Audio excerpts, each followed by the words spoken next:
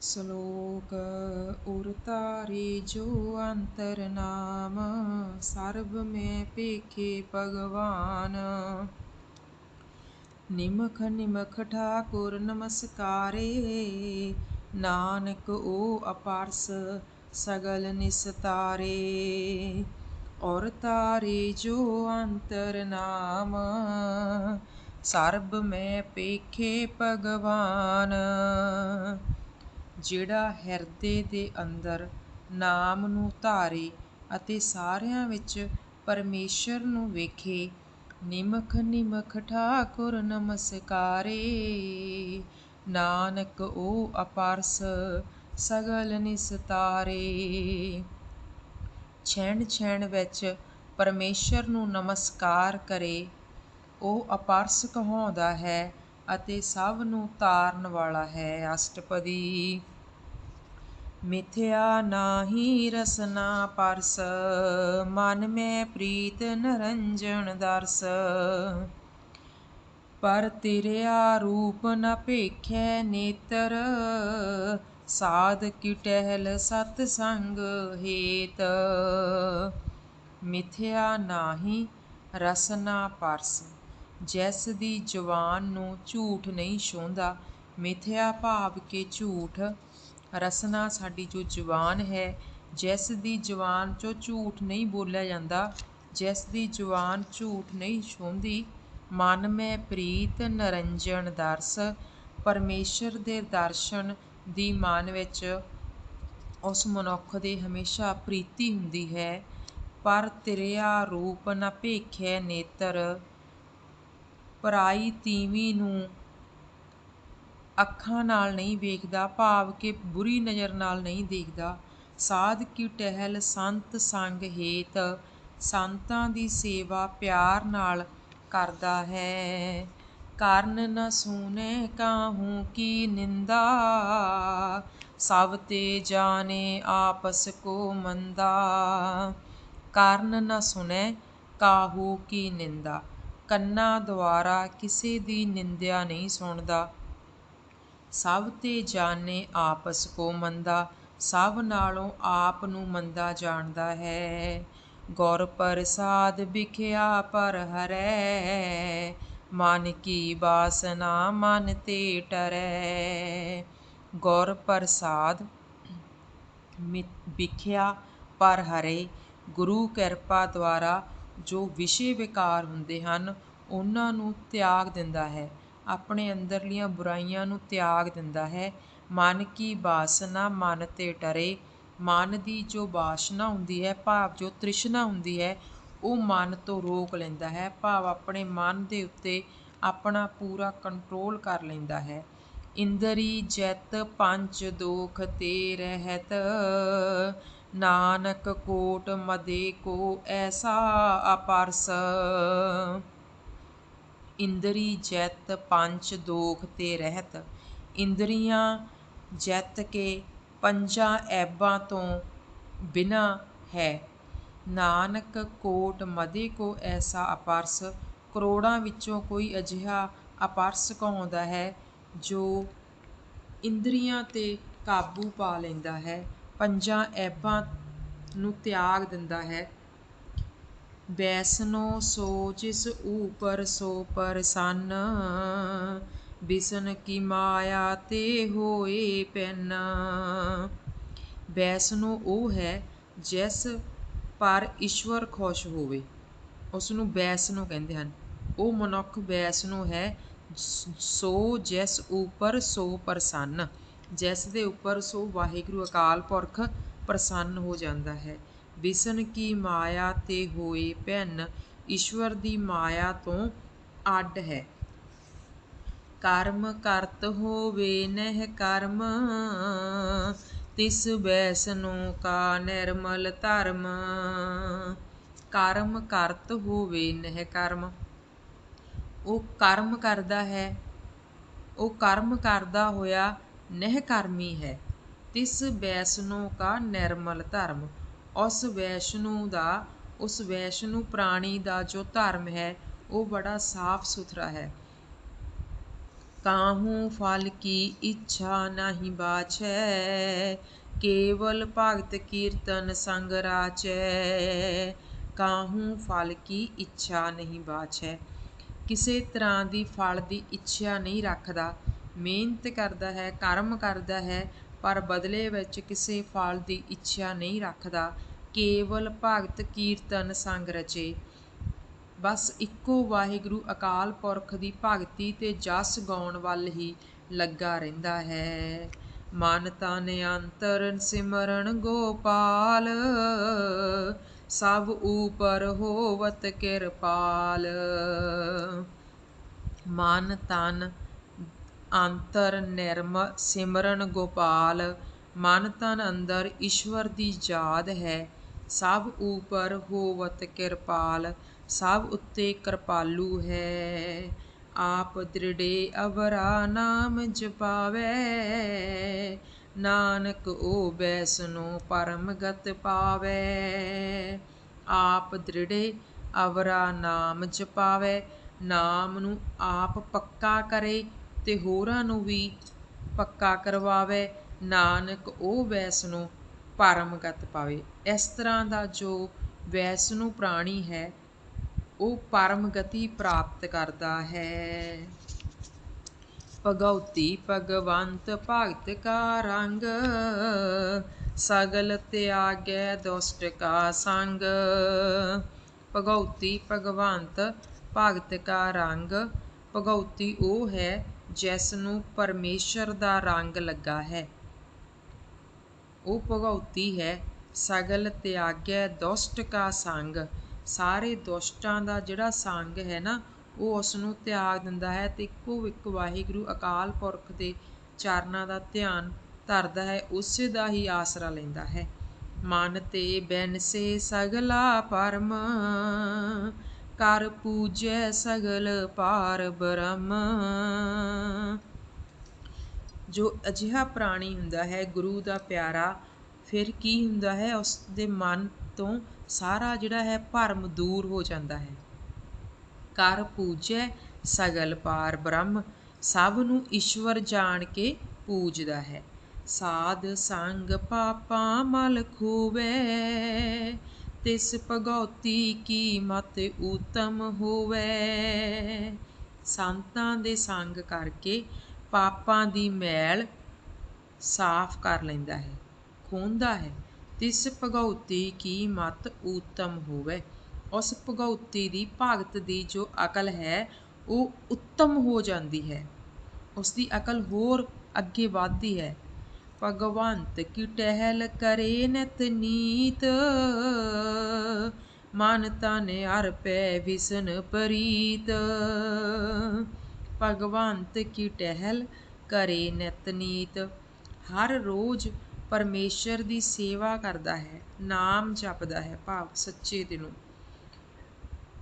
ਮਨ ਤਨ ਅਰਪੈ ਵਿਸ਼ਨ ਪ੍ਰੀਤ, ਆਪਣਾ ਮਨ ਅਤੇ ਧਨ ਦੋਵੇਂ ਹਰੀ ਦੀ ਸੇਵਾ ਦੇ ਵਿੱਚ ਅਰਪਣ ਕਰ ਦਿੰਦਾ ਹੈ। ਹਰ ਕੇ ਚਰਨ ਹਿਰਦੇ ਬਸਾਵੈ, ਨਾਨਕ ਐਸਾ ਭਗਉਤੀ ਭਗਵੰਤ ਕੋ ਪਾਵੈ। ਹਰੀ ਦੇ ਚਰਨ ਹਿਰਦੇ ਵਿੱਚ ਬਸਾਵੇ, ਅਜਿਹਾ ਭਗਤ ਪ੍ਰਭੂ ਨੂੰ ਪ੍ਰਾਪਤ ਕਰ ਲੈਂਦਾ ਹੈ। ਸੋ ਪੰਡਿਤ ਜੋ ਮਨ ਪ੍ਰਬੋਧੈ, ਰਾਮ ਨਾਮ ਆਤਮ ਮੈਂ ਸੋਧੈ। ਸੋ ਪੰਡਿਤ ਜੋ ਮਨ ਪ੍ਰਬੋਧੇ, ਉਹੀ ਪੰਡਿਤ ਹੈ ਜੋ ਮਨ ਨੂੰ ਸਮਝਾਵੇ। ਰਾਮ ਨਾਮ ਆਤਮ ਮੈਂ ਸੋਧੇ, ਪ੍ਰਭੂ ਦੇ ਨਾਮ ਨੂੰ ਆਪਣੇ ਮਨ ਦੇ ਵਿੱਚ ਵਿਚਾਰੇ। ਇਹ ਬਹੁਤ ਜ਼ਰੂਰੀ ਹੁੰਦਾ ਹੈ ਕਿ ਗੁਰਬਾਣੀ ਪੜ੍ਹਨਾ ਅਤੇ ਫਿਰ ਉਸ ਨੂੰ ਵਿਚਾਰਨਾ, ਵਾਹਿਗੁਰੂ ਅਕਾਲ ਪੁਰਖ ਦੇ ਨਾਮ ਨੂੰ ਵਿਚਾਰਨਾ ਅਤੇ ਫਿਰ ਉਸ ਦੇ ਅਨੁਸਾਰ ਆਪਣਾ ਜੀਵਨ ਬਤੀਤ ਕਰਨਾ। ਉਸ ਪੰਡਿਤ ਕੇ ਉਪਦੇਸ ਜਗ ਜੀਵੈ, ਹਰ ਕੀ ਕਥਾ ਹਿਰਦੇ ਬਸਾਵੈ।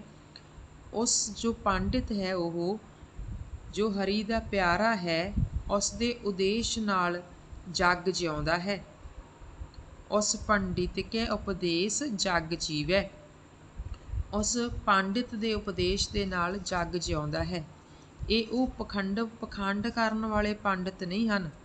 ਇਹ ਉਹ ਅਸਲੀ ਪੰਡਿਤ ਉਸ ਨੂੰ ਕਿਹਾ ਗਿਆ ਹੈ ਜੋ ਵਾਹਿਗੁਰੂ ਅਕਾਲ ਪੁਰਖ ਦਾ ਨਾਮ ਜਪਦਾ ਹੈ, ਸੱਚੇ ਹਿਰਦੇ ਨਾਲ ਸ਼ੁਭ ਕਰਮਨ ਕਰਦਾ ਹੈ। ਪਖੰਡੀ ਤਾਂ ਬਹੁਤ ਫਿਰਦੇ ਹਨ, ਉਹ ਵਾਲੇ ਪੰਡਿਤਾਂ ਦਾ ਜ਼ਿਕਰ ਨਹੀਂ ਕੀਤਾ ਗਿਆ ਹੈ। ਇਹ ਹਰੀ ਦੇ ਪਿਆਰੇ ਦਾ ਜ਼ਿਕਰ ਕੀਤਾ ਗਿਆ ਹੈ। ਹਰ ਕੀ ਕਥਾ ਹਿਰਦੇ ਵਸਾਵੇ, ਹਰੀ ਦੀ ਕਥਾ ਹਿਰਦੇ ਦੇ ਵਿੱਚ ਵਸਾਉਂਦਾ ਹੈ। ਸੋ ਪੰਡਿਤ ਫਿਰ ਜੋਨ ਨਾਵੇ, ਵੇਦ ਪੁਰਾਣ ਸਿਮਰਤ ਬੂਝੈ ਮੂਲ। ਉਹ ਪੰਡਿਤ ਫਿਰ ਜੂਨੀਆਂ ਵਿੱਚ ਨਹੀਂ ਫਸਦਾ, ਵੇਦਾਂ ਪੁਰਾਣਾਂ ਸਿਮਰਤੀਆਂ ਦਾ ਮੁੱਢ ਸਮਝ ਲਵੇ। ਸੂਖਮ ਮੇ ਜਾਣੇ ਅਸਥੂਲ, ਚੌਂ ਵਰਨਾ ਕੋ ਦੇ ਉਪਦੇਸ। ਨਾਨਕ ਉਸ ਪੰਡਿਤ ਕੋ ਸਦਾ ਆਦੇਸ। ਸੂਖਮ ਮੇ ਜਾਣੇ ਅਸਥੂਲ, ਨਿੱਕੇ ਪਰਮੇਸ਼ਰ ਵਿੱਚ ਵੱਡੇ ਸਾਰੇ ਜਗਤ ਨੂੰ ਸਮਝੇ। ਚੌਂ ਵਰਨਾ ਕੋ ਦੇ ਉਪਦੇਸ, ਚੌਂ ਵਰਨਾਂ ਨੂੰ ਇੱਕੋ ਜਿਹਾ ਉਪਦੇਸ਼ ਦੇਵੇ। ਨਾਨਕ ਉਸ ਪੰਡਿਤ ਕੋ ਸਦਾ ਆਦੇਸ, ਉਹ ਪੰਡਿਤ ਨੂੰ ਸਦਾ ਮੱਥਾ ਟੇਕਦੇ ਹਨ। ਬੀਜ ਮੰਤਰ ਸਰਬ ਕੋ ਗਿਆਨ,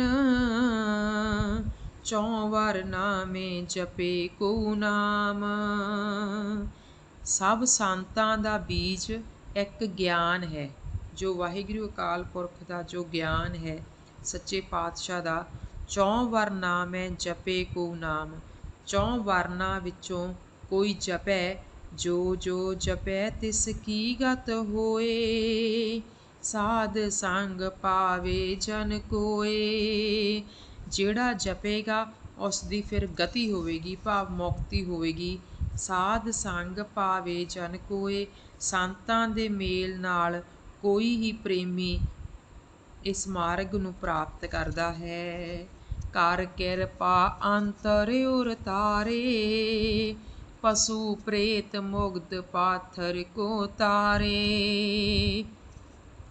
ਕਰ ਕਿਰਪਾ ਅੰਤਰ ਔਰ ਤਾਰੇ, ਜਿਸ ਉੱਤੇ ਕਿਰਪਾ ਹੋ ਗਈ ਉਸ ਵਾਹਿਗੁਰੂ ਅਕਾਲ ਪੁਰਖ ਦੀ, ਫਿਰ ਨਾਮ ਨਾ ਉਸ ਦੇ ਹਿਰਦੇ ਦੇ ਵਿੱਚ ਵਸ ਜਾਂਦਾ ਹੈ, ਉਹ ਆਪਣੇ ਮਨ ਦੇ ਵਿੱਚ ਧਾਰ ਲੈਂਦਾ ਹੈ। ਫਿਰ ਕੀ ਹੁੰਦਾ ਹੈ? ਪਸ਼ੂ ਪ੍ਰੇਤ ਮੁਗਧ ਪਾਥਰ ਕੋ ਤਾਰੇ, ਉਹ ਪਸ਼ੂਆਂ ਨੂੰ, ਪ੍ਰੇਤਾਂ ਨੂੰ, ਮੂਰਖਾਂ ਨੂੰ, ਪੱਥਰਾਂ ਨੂੰ ਵੀ ਤਾਰਦਾ ਹੈ। ਸਰਬ ਰੋਗ ਕਾ ਔਖਦ ਨਾਮ, ਕਲਿਆਣ ਰੂਪ ਮੰਗਲ ਗੁਣ ਗਾਮ। ਸਰਬ ਰੋਗ ਕਾ, ਸਾਰਿਆਂ ਰੋਗਾਂ ਦਾ ਦਾਰੂ ਇੱਕ ਨਾਮ ਹੈ। ਔਖਦ ਭਾਵ ਦਾਰੂ, ਨਾਮ ਹੈ ਸਾਰੇ ਰੋਗਾਂ ਦਾ। ਜੋ ਦਾਰੂ ਹੈ ਉਹ ਉਸ ਵਾਹਿਗੁਰੂ ਅਕਾਲ ਪੁਰਖ ਦਾ ਇੱਕ ਨਾਮ ਹੈ। ਕਲਿਆਣ ਰੂਪ ਮੰਗਲ ਗੁਣ ਗਾਮ, ਮੰਗਲਮਈ ਗੁਣਾਂ ਨੂੰ ਗਾਉਣਾ ਸੁੱਖ ਪ੍ਰਾਪਤ ਕਰਨ ਦੇ ਬਰਾਬਰ ਹੈ।